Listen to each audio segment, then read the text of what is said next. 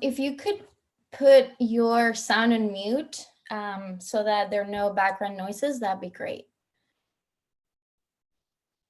Okay.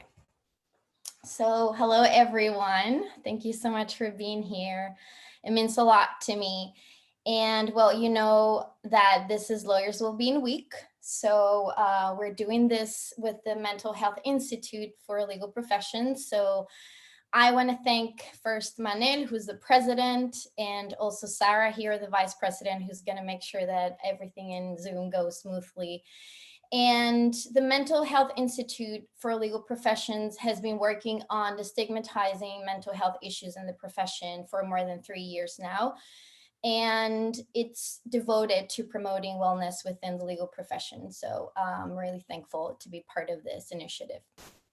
Okay, so first of all, I just want to say that this is going to be recorded. So if you don't want to be recorded, just take off your camera, or, you know, if you just don't feel comfortable, please do whatever you need to do.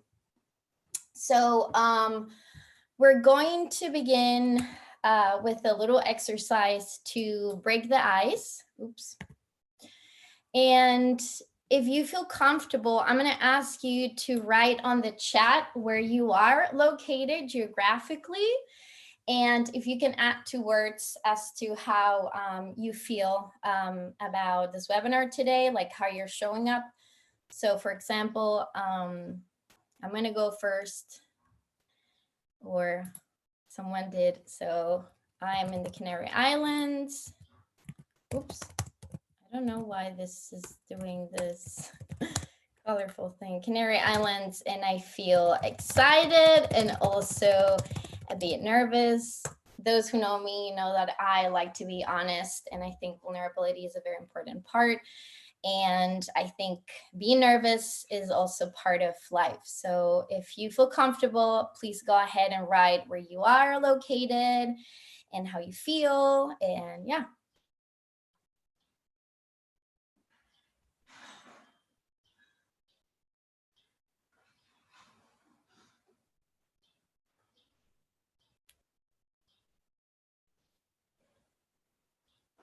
Cool, a lot of people around the world.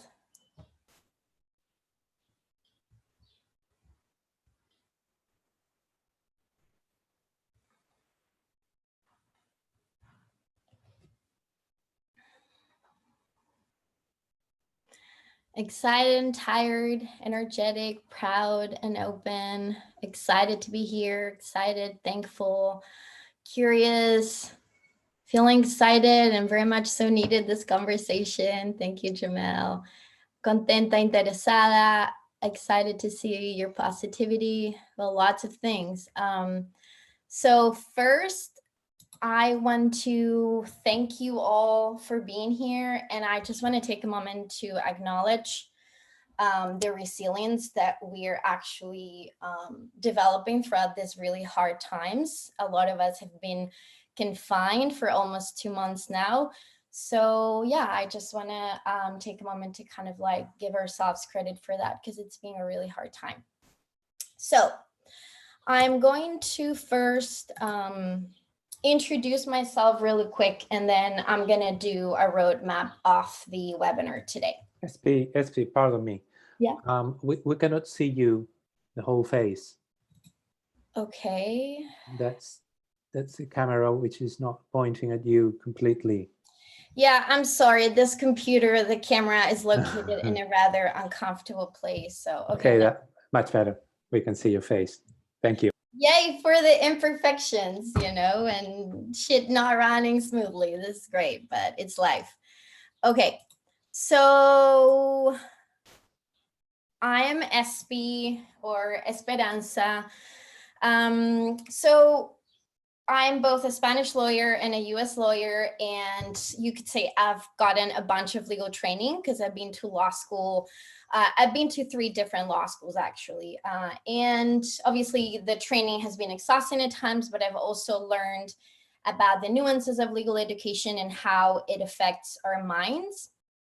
For example, during my 1 year, I experienced a lot of anxiety, even depression sometimes, and isolation. And that's kind of where I started being really curious about what was the cost of this struggle in the legal world and why people were suffering so much. So I ended up doing my law review note on law students' mental health, which actually led me to study lawyers' mental health. And the numbers and the statistics I saw were really, really scary.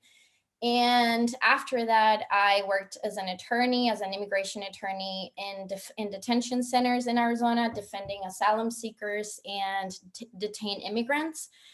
And after that, I had to come back to Spain. And that's when I realized that my true calling was to just integrate and introduce emotional intelligence and mindfulness in our daily lives. Right now, I have I just started my own company on emotional intelligence and mindfulness training for conscious companies. And I also give one-on-one healing sessions.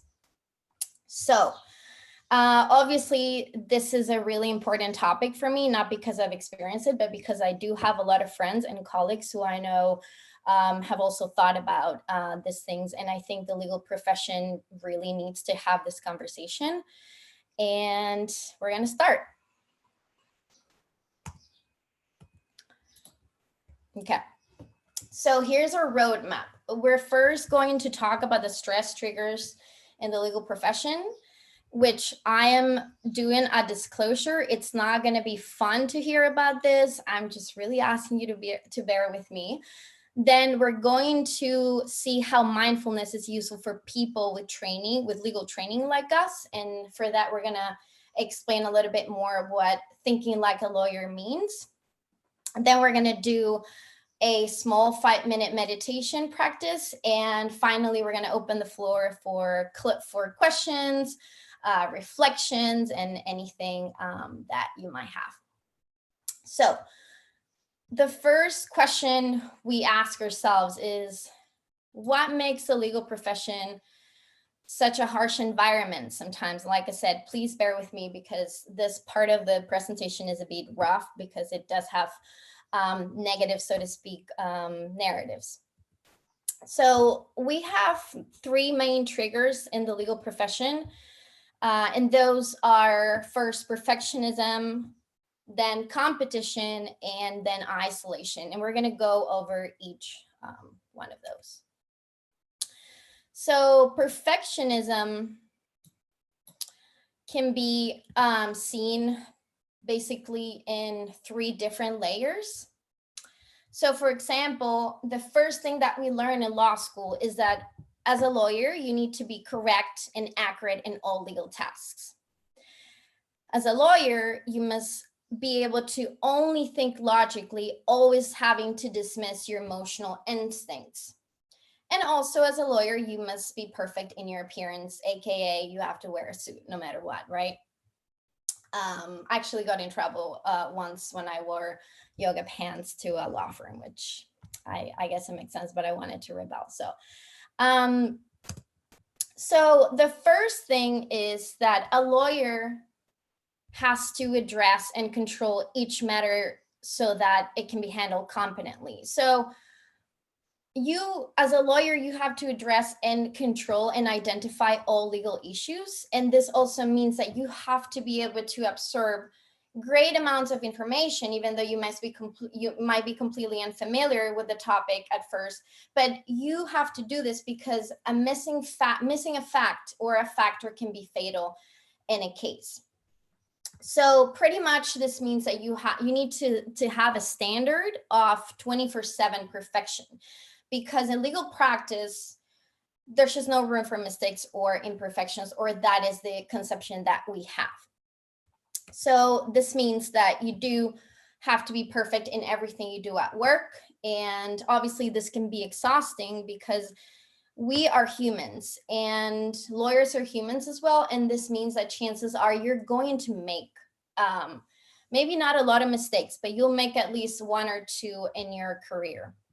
So another layer of perfectionism is that you can only be rational, right? We are seen as this like analytical thinkers only committed to rationality, and we're super able to leave all emotions aside, right?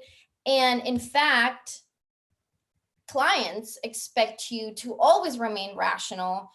And there's almost this belief that if you show any type of emotions, you're not being logical or rational enough.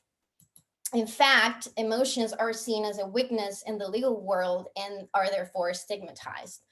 So for example, we have here an image of the famous show Suits. Caring only makes you weak, right? We don't really see people in law firms sharing how they feel and talking about, this very internal issues, because again, emotions are generally seen as a weakness.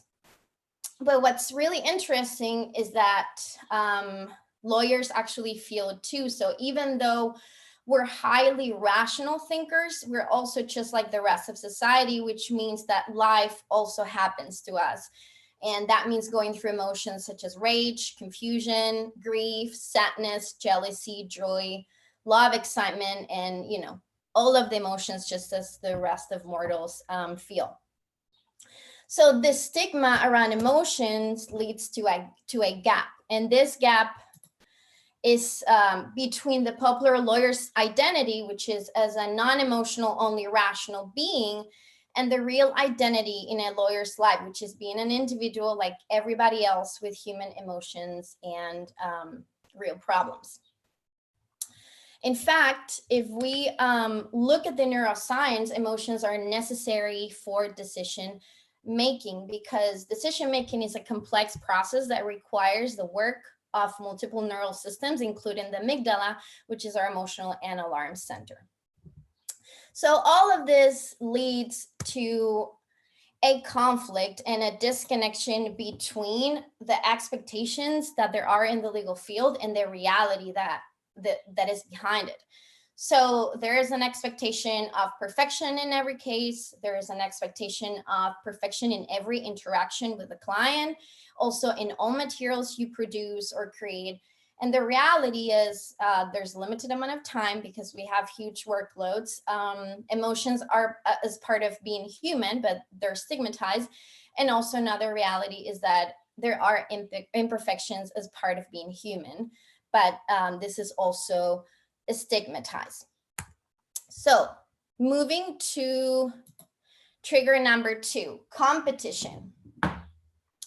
So competition, we see it in 3 different areas. So the first one, we can say it's the adversarial nature of our profession, which we're going to explain right now. Then we have the internal competition, which generally comes in the form of billable hours. I'm sure a lot of us are familiar with that. And then there's the outside competition, we have to do with lawyer demand and supply. So the adversarial nature in our system means that we assume that equitable solutions will only emerge from the clash of opposing interests. And in a highly adversarial system, a lawyer needs to always anticipate the other side's arguments, because either consciously or unconsciously, the other side is going to be the enemy. So throughout law school and during legal practice, we learn to express ourselves through this called combat dialogue style, which assumes that the other side is always going to be the enemy.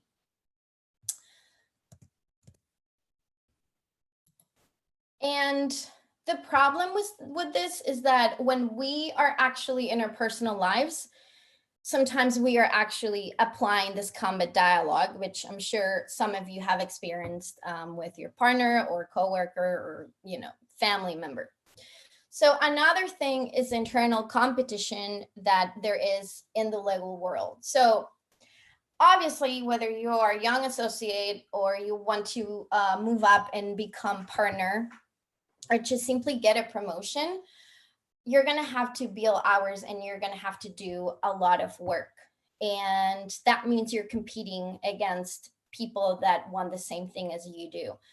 And what's really interesting is that this footprint of internal competition starts right in law school, because during your first year, you do have to compete for grades against your colleagues based on the famous curve. Another thing, for example, is that teamwork assignments tend to be rare in law school, as whereas in maybe in other firms, as opposed to other fields, maybe the tech field, for example. And so the legal profession thus tend to be a solo-oriented, so to speak, profession. And finally, we do deal with outside competition, because at the end of the day, we know there are many lawyers and many law firms, and this makes the competition very harsh in the outside world. So it's not rare that as a legal professional, you might have fear that if you mess up even a little, your clients or your followers, or however you want to define them, they're going to have maybe no problem to leave you and go find another firm to get the work done. So now the last trigger has to do with isolation, and this is the last trigger. Now we're gonna, the second half of the presentation is gonna be less depressing, I promise. So isolation, according to a survey conducted by the Harvard Business Review, legal practice was the loneliest kind of work of all professions. And if we think about it, isolation is when we experience loneliness, where solitude is actually the state of being alone. So what this means is that you might be surrounded by people, by your colleagues, and yet you might still feel lonely. So as we know, lawyers spend a lot of time alone, working long hours. And because of this internal competition, we don't necessarily share this emotions, because it's kind of seen as a weakness. People generally don't talk about it. So this makes you to feel even more lonely. And it's, even if we feel that we're alone with our own suffering, what's interesting is that in reality, the associate, the partner, the judge, the professor, or, our colleague next to us might also be feeling the stress that you're going through, might also be suffering, although she or he doesn't necessarily communicate it. So one last, two last slides on data. So obviously, why am I talking about all of this? There is some data that proves that there's something going on in the legal profession. And we have the most comprehensive study, which, after the study, the American Bar Association created the National Task on Lawyers' Wellbeing. And, after they saw these numbers, they realized that there was an issue. So this study that was conducted in 2016, and it had 13,000 licensed attorneys, found that 11.4% of attorneys felt that suicide might be a solution to their issues. 19% had severe anxiety, 28% suffered from depression, and more than 20% suffered from alcohol abuse. And as we know, alcohol abuse is the #1 coping mechanism for lawyers to cope with stress. Likewise, in Spain, the Mental Health Institute actually conducted the very first study on lawyers' mental health, along with Lefebvre. And they found also that stress, insomnia, physical illness, and a sedentary lifestyle were high risk factors for legal professionals. So now you're probably like, please stop, because that was a lot of information. I know it was a little bit depressing. So let me just give me the chance to turn this around. So yes, we do deal with this triggers in the lawyer profession, but even though perfectionism can cause us pain, it also creates this huge resilience and incredible mental strength, right? We're able, as lawyers, apart from the fact that we do have brilliant minds, we're able to develop this resilience to continue working through mental and intellectual challenges on a daily basis, whether it's a case or writing about a novel issue on a journal. We're constantly approaching this very diverse and complex situations, and that makes us incredibly resilient as well. I believe that our subject matter is highly complex, and yet we tackle it every single time. Moreover, and regardless of the competition in the field, our profession has a lot of mentorship. We have so many mentors who devote endless hours for mentoring and supporting mentees, re-editing, reviewing someone else's drafts or argument, hearing an oral argument before it happens, and also being there when the case went completely nuts. And finally, as lawyers, we also have this feeling of belonging to our collective. It's almost like we're in the battlefield together. And it's a commitment to a collective that has chosen a very hard profession, and a collective that has actually advanced the legal wisdom in our world. So we are on to the second half of the presentation and more, happier stuff. Okay, so now we're going to talk about how mindfulness can actually help our collective, right? People like us who have a unique legal training. We're going to start explaining the legal mind. So thinking like a lawyer requires us to, 1, identify who's at fault, 2, identify all possible pitfalls or risks, and 3, anticipate what's called negative hypothetical scenarios. So we have a professor from the George Washington University who actually defined this lawyer thinking as faulty finding thinking.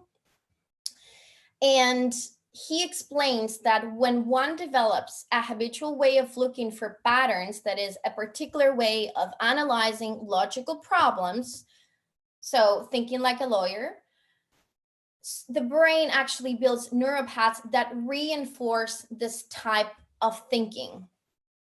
So what does this mean? This means that as lawyers, we're usually trained to anticipate bad outcomes and hypothetical and future negative scenarios for a client. Therefore, our legal minds have a tendency to operate in this faulty finding type of thinking. I think that a really good example of this is like after you finish your first semester of torts, you just see torts everywhere. I mean, you just look on the street and there's just going to be an accident somewhere. So we interiorize this faulty finding thinking. And when we consistently train our minds to look at things in a particular way, this makes you to look at the world in this fashion, even when you've already left the context in which the pattern was developed and practiced at. So, even when you leave law school, even when, you go home, this continues in your mind. So it's not rare that as lawyers, we end up applying this type of thinking to our personal lives, obviously unconsciously, but we still do it. And, generally, as compared to other people, we're more likely to start coming up with, negative yet hypothetical scenarios of something that hasn't occurred and something that can go wrong, with our neighbor, partner, family member, coworker, etc. And sometimes if we get triggered, we unconsciously argue with the other person in this combat dialogue that we talked about, because we use it at work all the time. So we unconsciously try to find, the faulty and guilty party in a given situation, which is try to be right. So how can we manage this faulty finding thinking? Here's actually where mindfulness comes handy to our brilliant and perfectionist minds. So first, I would like to define what mindfulness is, because I feel like there's a lot of marketing out there, and, a lot of people think that mindfulness is just being a really chill person, like a Buddha or something like that. But, here we see, for example, that mindfulness is the quality or state of being conscious and aware or a mental state achieved by focusing on your thoughts and on what you're feeling in that moment. So, mindfulness is really not a constant state of bliss, okay? And this is something that we kind of need to interiorize, because a lot of people don't feel good enough at meditating, or they don't feel good at mindfulness. But mindfulness can actually be a really hard practice. So we're going to see what mindfulness is, what mindfulness isn't. I mean, you could get to this state with practice, or even, you know, if you're lucky, you could feel like this when you're meditating. But chances are, you know, it's not as easy. So mindfulness is not a constant state of bliss or a Zen experience. It could be temporarily, but it's not constant. It's not instant enlightenment. It's not a method to stop your thoughts. And it's not a quick fix to problems. There is this misconception that you can just stop thinking and your thoughts are going to go away. Well, actually, the brain is designed to produce and, you know, create a lot of thoughts. So it's really hard to get to that space where you just don't create any more thoughts, because the mind is constantly analyzing and thinking. Mindfulness, on the other hand, is being aware of what's happening inside of you, focusing on the present moment. And you know what? Mindfulness is often pretty frustrating and painful, because it requires you to sit with any present uncomfortable feeling that we may experience. So if I'm feeling stressed, or if I'm feeling triggered because my boss told me, you know, this brief sucks and I just don't know how you can write something so awful. Or even if my partner says something and I feel triggered because I feel attacked. In that moment, mindfulness means to sit in with that uncomfortable feeling instead of numbing, and instead of just like checking out and being like, you know what, I don't want to feel this, it feels bad. It's really just like being brave enough to sit in with that emotion, so that that emotion can actually flow through our body as energy.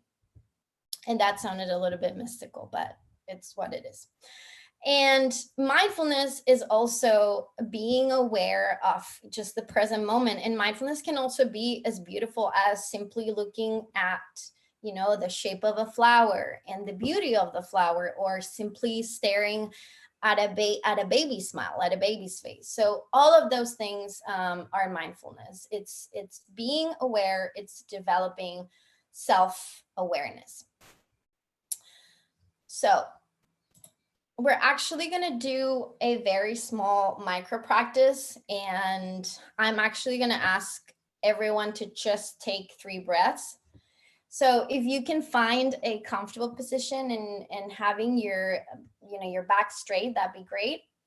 So the first breath, we're going to focus on how the air comes in and out of our nose. And the second breath, we're going to focus on how our shoulders relax.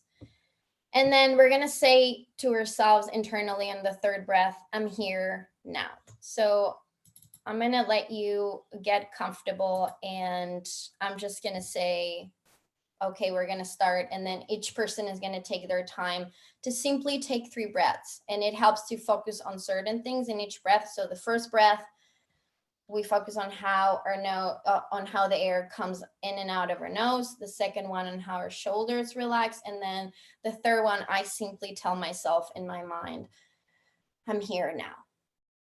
So I'm going to invite you to close your eyes and start by taking the first breath.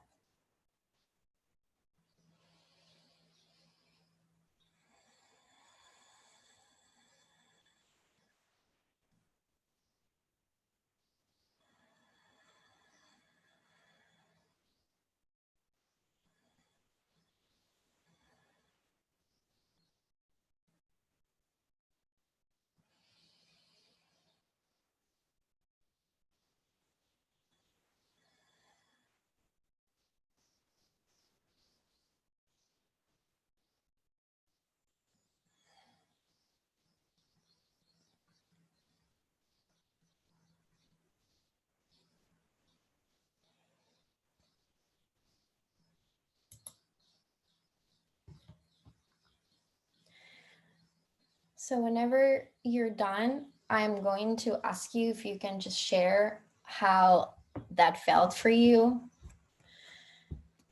I am actually going to share in a very honest way what I felt. I actually felt very self-conscious of how fast I'm going because I don't want to take too much people's time, and I started almost like feeling like, oh my god, I'm going too fast, but then I tried to just focus on the fact that I'm here now and everything is fine. So if you can just write, and if you feel comfortable and no pressure at all, if you can just write how this made you feel. Maybe you didn't like it, and that's completely okay. Just write a word or two on what it felt like.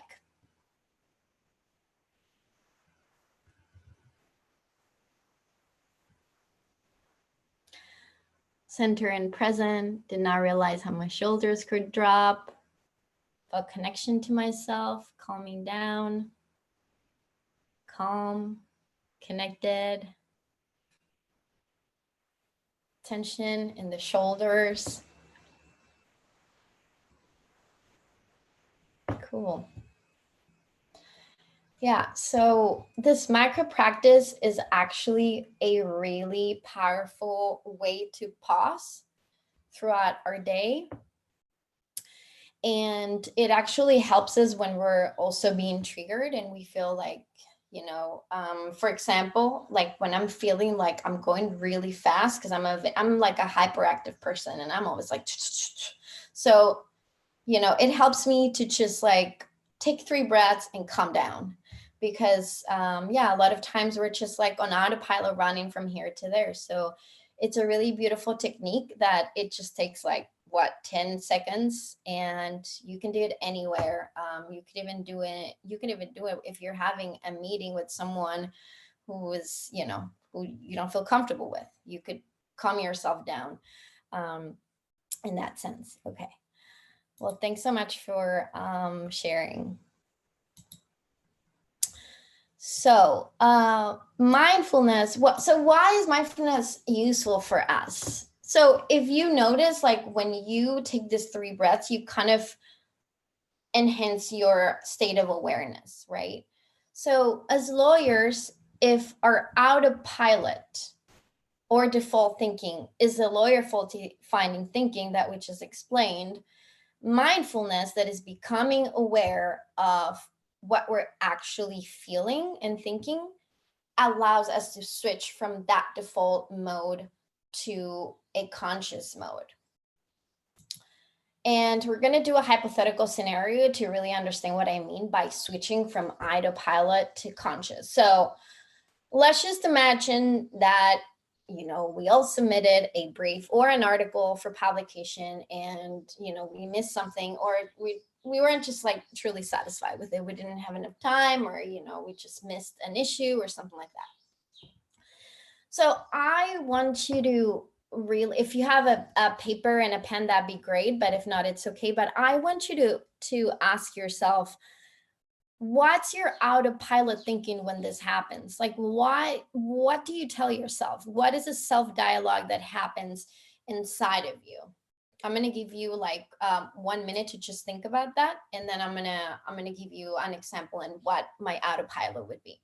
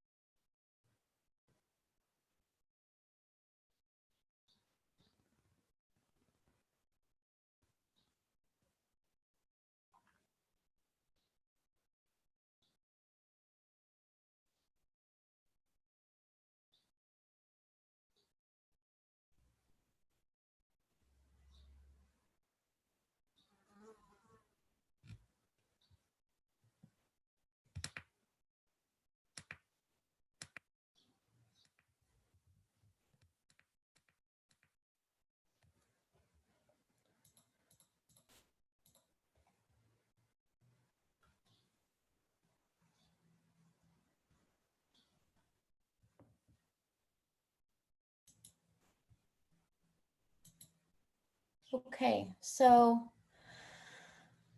we were just saying that as lawyers, we do have a small tendency, as legal thinkers, our autopilot tends to be in this faulty finding and perfectionist thinking, especially perfectionist thinking.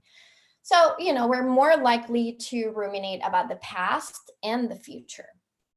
And obviously, every person is different and every person experiences things differently. I'm a very analytical person and I'm a perfectionist. So, this is something that I truly experience in my work. So, this is an example of what a perfectionist autopilot rumination can look like. So, we could have thoughts of, that was truly a piece of shit.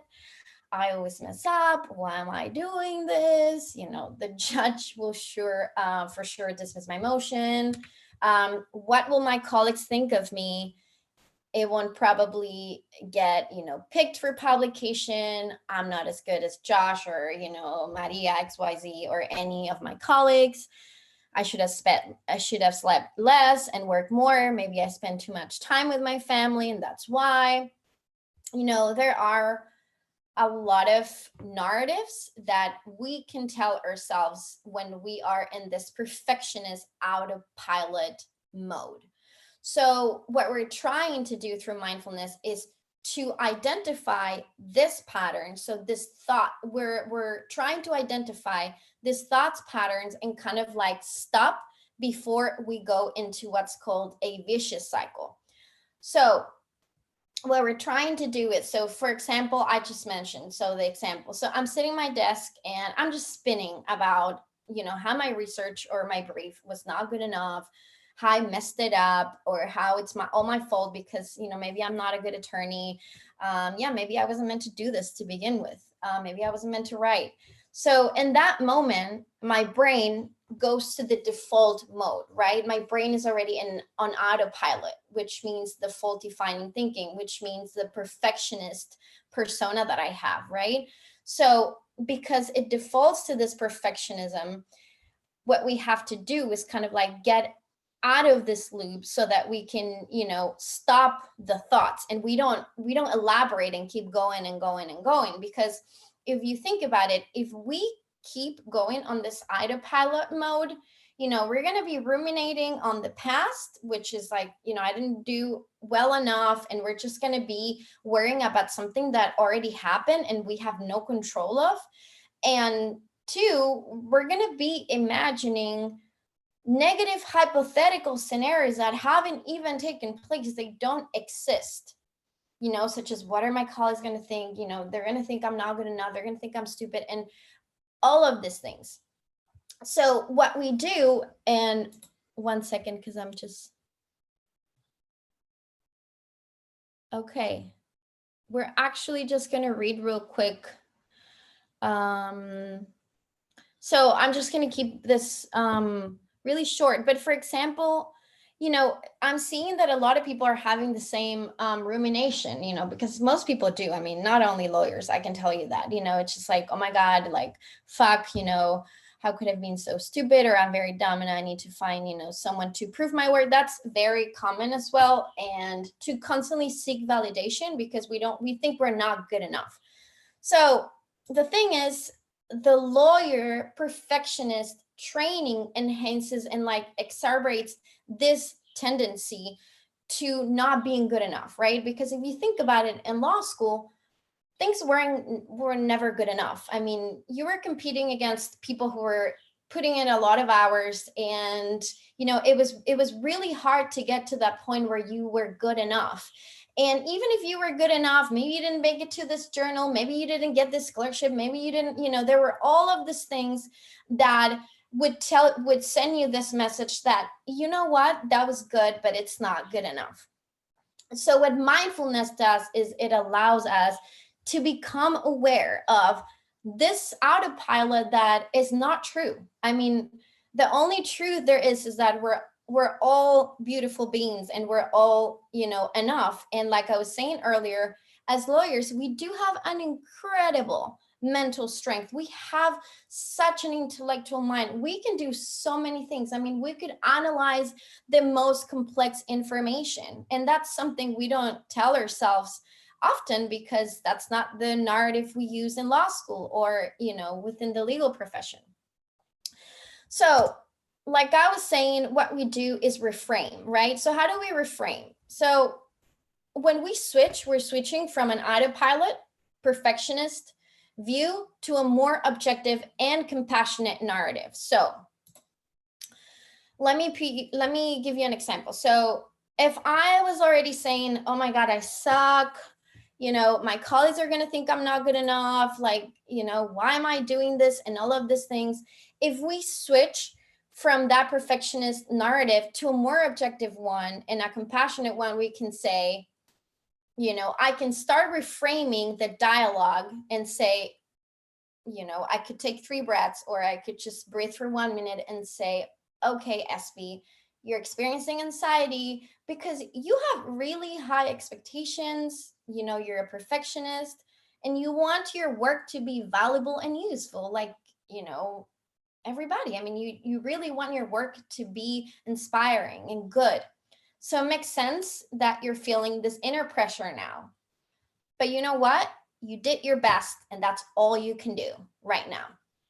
So if you can see, if we're able to switch from that perfectionist harsh narrative to a more objective and compassionate one, what we do is that we break the cycle. So we break that vicious cycle where you go into this situation where you are just like elaborating on how not enough you are and how much you messed up. So this is why taking 3 breaths, and this is why meditating even for a minute helps, because you start becoming aware of these things. So for example, the first time I did yoga, I was in Tucson. And this is kind of where I started my journey into like the mind and, self-love and self-awareness and all of these things. And, I was doing this pose and suddenly I realized that I was telling myself, oh my God, like, you're not doing this pose right. I mean, look at the person next to you. Like, she's like, she has the leg over here and like, you're not doing it well enough, SB, like, and this is when I realized like, okay, like, why am I being so harsh on myself? Like, why am I coming here to compete when this practice should be about self-love? But this was when, it was my first year of law school. I was constantly in this competitive mindset because I had to be competitive. It's like, it's the only way that you kind of survive law school, in the sense that you are in the middle of a competition for grades. So what really helped me, apart from yoga, was really like doing small mindfulness practices that would allow me to just switch, and I want to make a disclaimer. Mindfulness is hard. It takes a lot of practice. I'm no guru. I get triggered all the time. I have traumatic experiences that still put me in an alarming state inside of my body. Like, I feel threatened and attacked. But you know what? Like, the more mindfulness that you practice, the more self-awareness, the more you're able to control this perfectionist thinking, and the more you're able to switch that narrative to a more compassionate one that is based, in self-love. Because at the end of the day, it's only you and your mind. So we are onto the third section of the webinar, and I really love cats, especially black cats. So I really needed to put this picture. I apologize. But so would you do a quick 5-minute meditation with me? I am going to just ask you, and of course, if you don't feel comfortable, if you're tired and don't want to do it, that's completely okay. I'm a firm believer of doing what feels right for you. But if you do, I'm going to ask you to please close your eyes and trust my voice. I am going to make the sound with the bong that will tell us that the 5 minutes have started. And I'm going to guide this meditation and there's going to be a moment where I'm going to tell you to focus on your breath, and there's going to be other moments where I just stay in silence and I let you, experience it and do your own thing. So, okay, I'm going to go ahead and put this, and I put 5 minutes on the timer, and we're going to start now.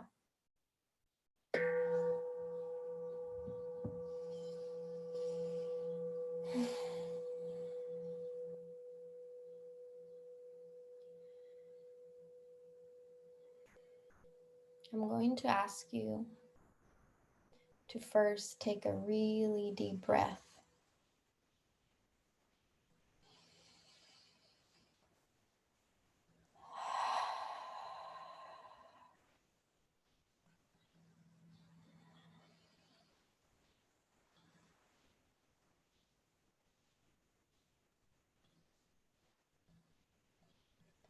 And I'm going to invite you to focus on your breathing, how the air comes in and comes out.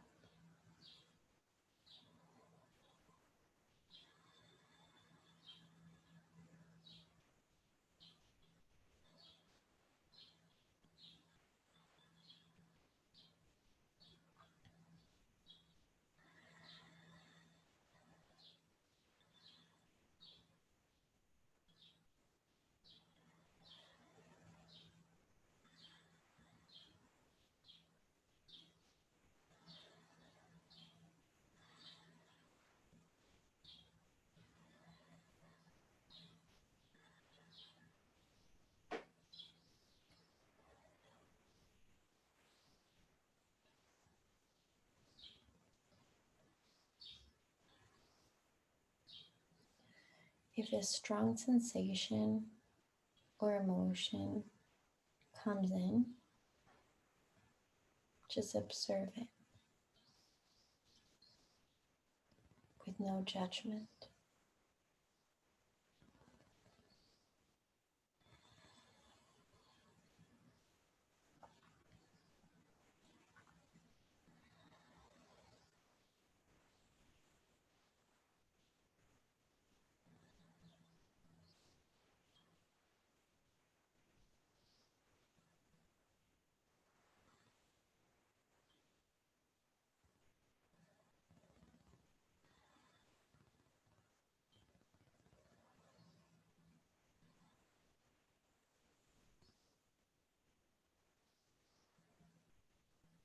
If your mind wanders, this is completely normal.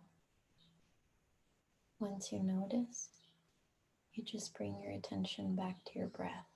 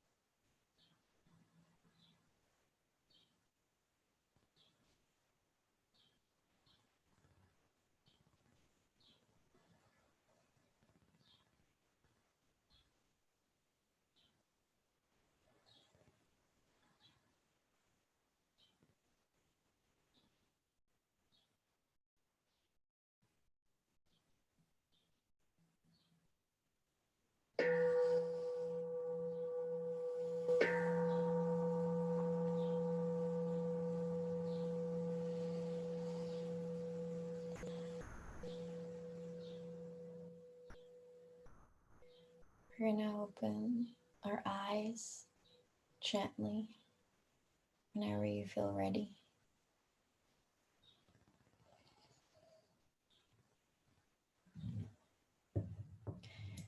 It's interesting how it really varies when you do meditation. Like in the mornings, it doesn't feel that bad. Like right now for me, it felt like forever. I'm curious about how it felt for you. If you can write for one last time on the chat, if you thought it was too long or too short. Like sometimes I feel like in this time, like in this section of the day, because we still have a lot of things to get done, we might feel a little bit more agitated because we know we have to get to an email or to get to a meeting after this. So I'm curious about how it felt.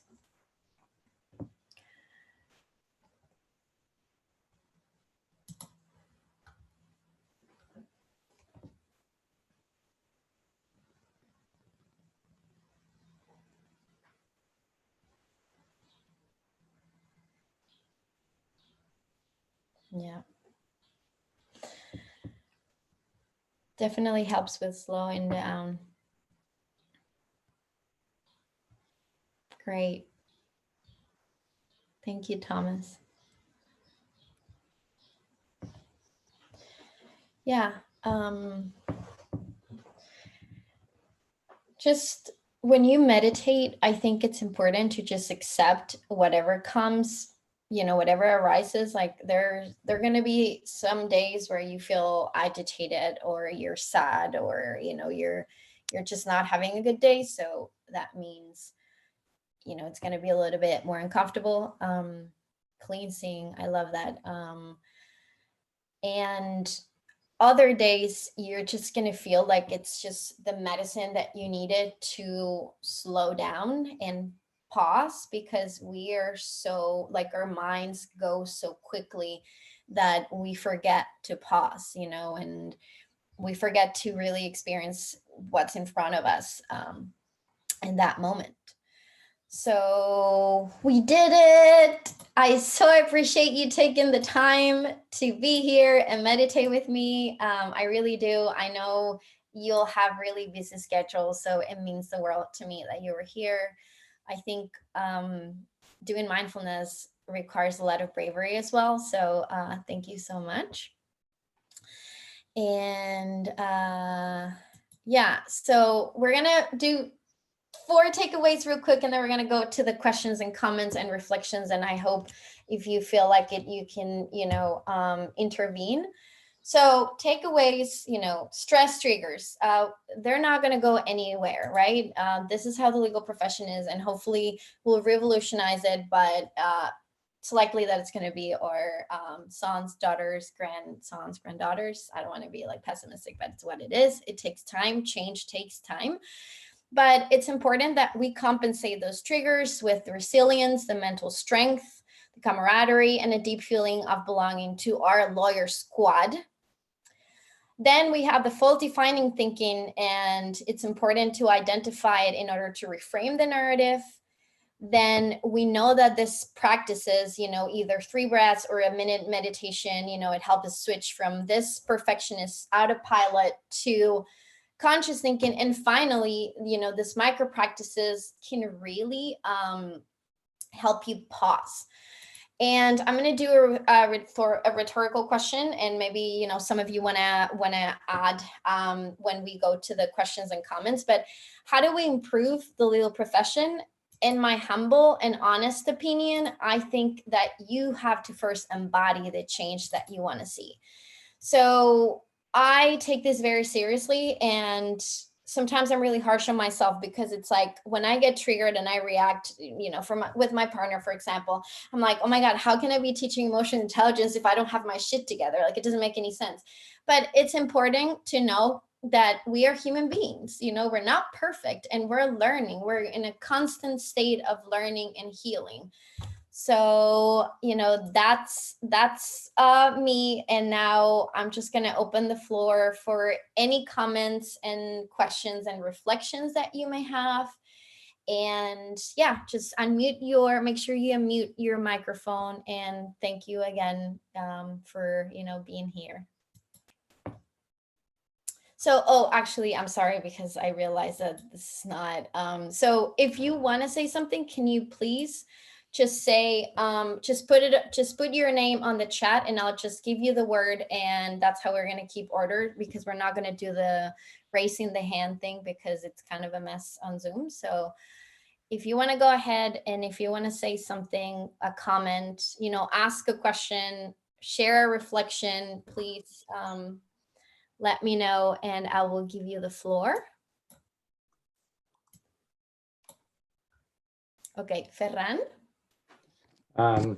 I think it's Robert before. Yeah, sorry. Oh, Robert, I'm sorry. It's okay, go ahead, Fran. Hello, Robert. Thank you. Okay, we're listening. Oh, me? Okay. Yeah.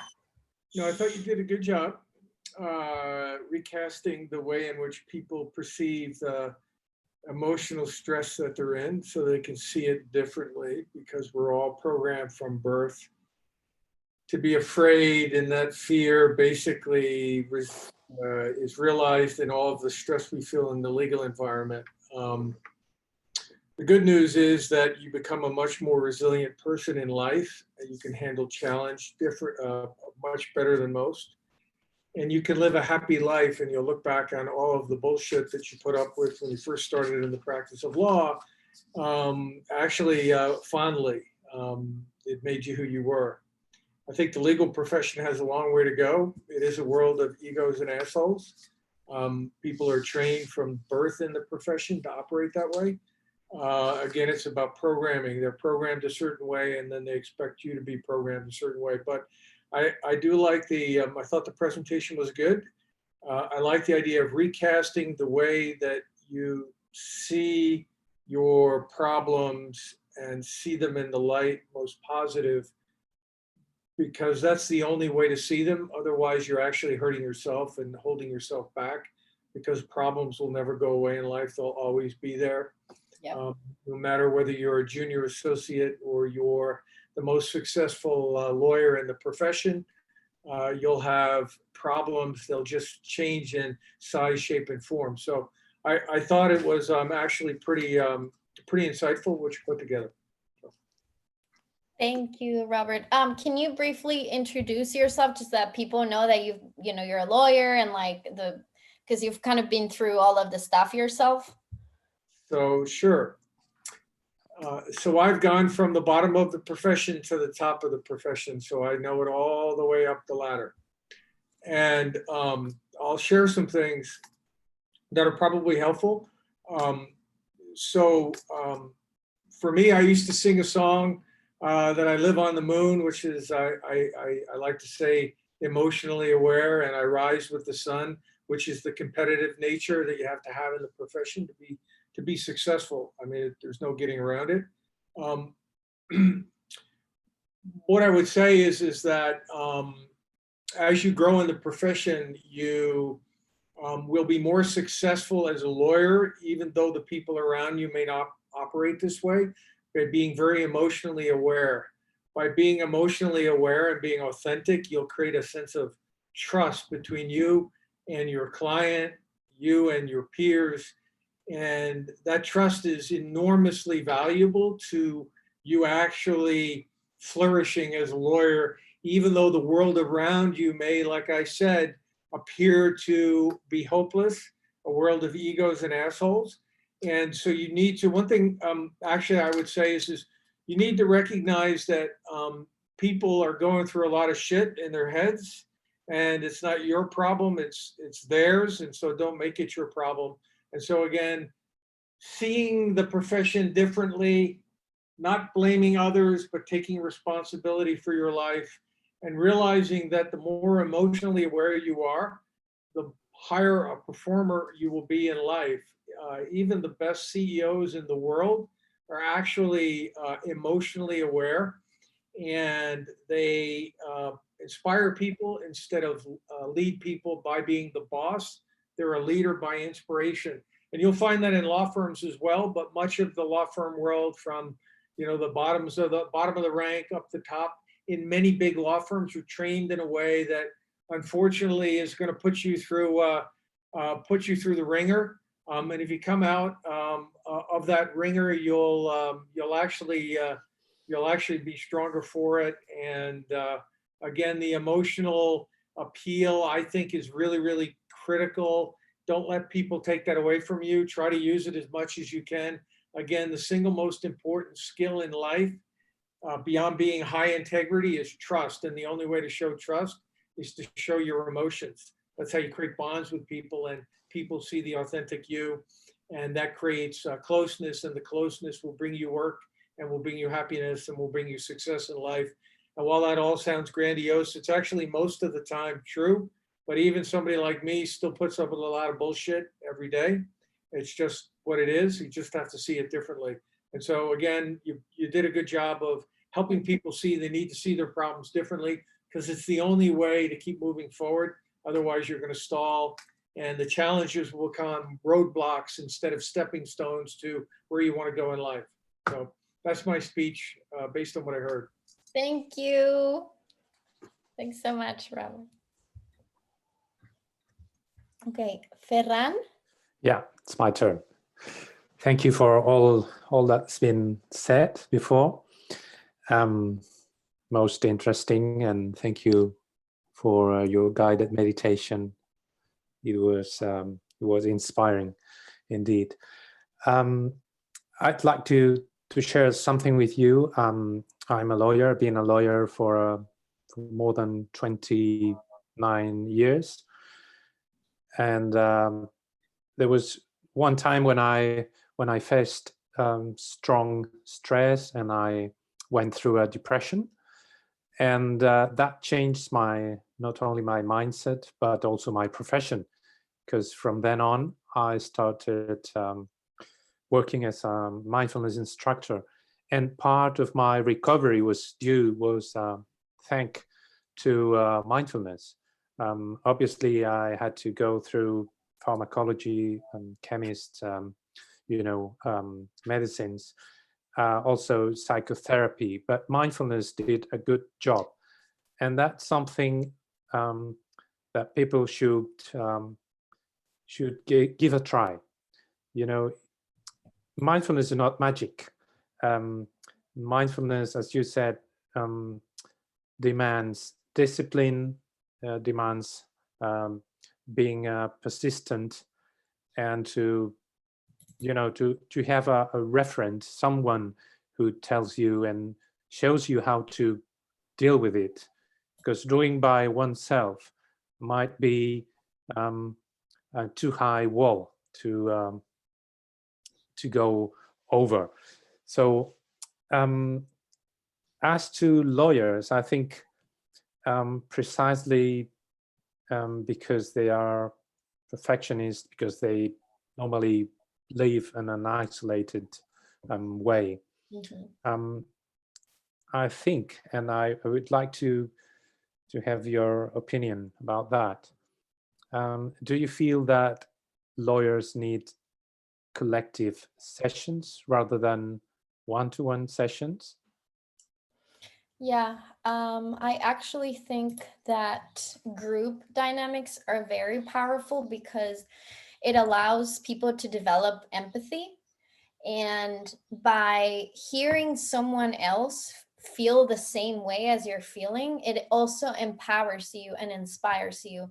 So I think that obviously one-on-one sessions are always helpful, but I think specifically in the legal profession, group dynamics would be really, really useful and beneficial for them because of this empathy that we develop for others. Because maybe, the associate next to us, seems like, such a tough guy or, tough person. And then, on a group dynamic, you have the opportunity to exchange something with that person, and you realize that that person is just as you, they go through the same, like Robert was saying, everyone has, battles inside, and everyone has things going on. And it allows you to develop this empathy and compassion for that other person, that actually decreases the internal competition that you might feel with this person. So yeah, definitely group dynamics. Mm.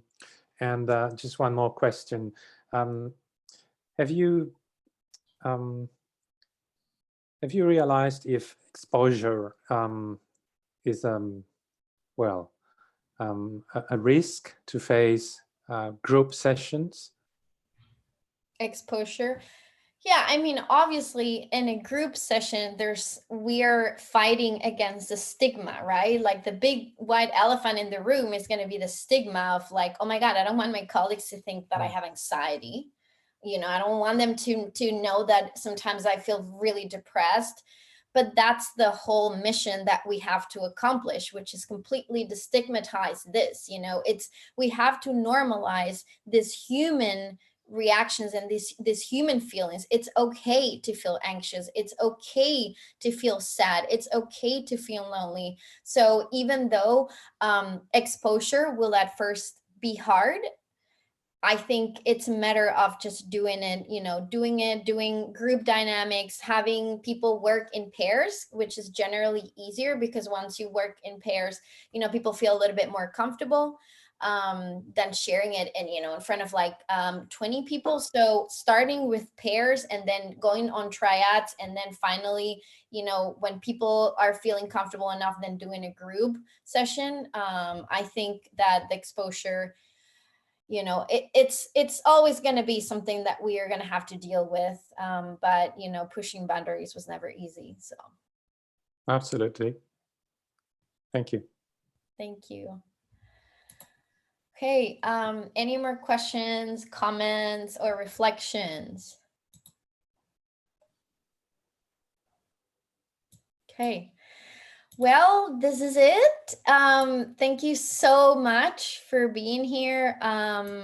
Like I said, I'm really, really grateful that you've all been here listening. And yeah, most of you are my friends. So if you want to like contact me, you know where to find me. But I'm actually going to say something real quick that I challenge you to, some people here meditate. Some people have their own rituals and things for healing. But, I did this at the past law firm I was at in Madrid. And so I used to knock on one partner's door, who's actually a really good friend of mine as well. And I used to just go to his office and tell him, his name is Enrique, can we just meditate for like 1 minute? And, at first I felt completely crazy and I felt like, I was going to get fired or something. But we started doing this practice, and I realized that people at the law firm also needed to pause and breathe. So after that, I literally, I would stop by at others associates offices, and I would do the 3 breath, just the 3 breaths. So I challenge you to do that with your colleagues. I challenge you to maybe send, an email on Fridays and say, hey, mindfulness challenge on Friday. And, say, let's just take 3 breaths today. And once you're done, just report it, so that we keep each other accountable. And yeah, I just challenge you, if you feel comfortable and you feel called to do this, to kind of start embodying this and having people with you that also believe in this. So yeah, thank you so much, and have a really beautiful day and lots of light and love and strength.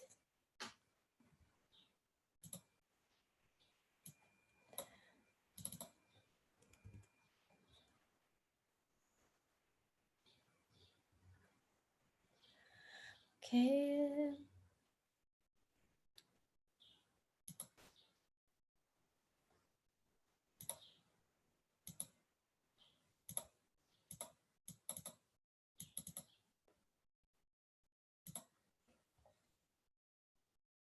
Okay.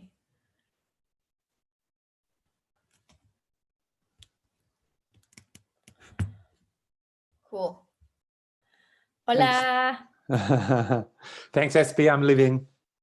Bueno, Muchas gracias. Thank you gracias so a much. ti, gracias por intervenir, ha sido genial, gracias. Ha sido un placer. Muchas gracias. Chao. Muchísimas gracias. Tienes una voz genial para guiar meditaciones. Oh, me alegro. Me tengo que parar, porque como ves también soy como muy energética, entonces intento compensar y ser muy consciente de calmarme. Y me ayuda a calmarme bastante, la verdad. Sí, no, muy bien. La verdad es que a mí me conecta mucho. A mí me gustan las meditaciones con espacio, que tengan su recorrido. Así que muy bien. Oh, pues Me he muchas gracias. sentido muy a gusto y se me ha hecho muy corto. Oh, pues me alegro. Oye, juristas Manel, ¿no? Manel, no sé si está ahí o a lo mejor se ha ido. Yo la verdad que con lo del Zoom todavía se está grabando, por cierto. Bueno, no pasa nada, Sí. naturalidad, naturalidad. Tienes que cerrar la sesión ahora. Y Vale, cuando tú la cierres, como tú eres anfitriona, ya se acaba el vídeo. vale, genial. Pues ¿Vale? nada, que muchísimas gracias Muy y bien. nos A ti, vemos Espi. pronto en el grupo. Un besito muy Un fuerte. placer. Chao. Chao, igualmente.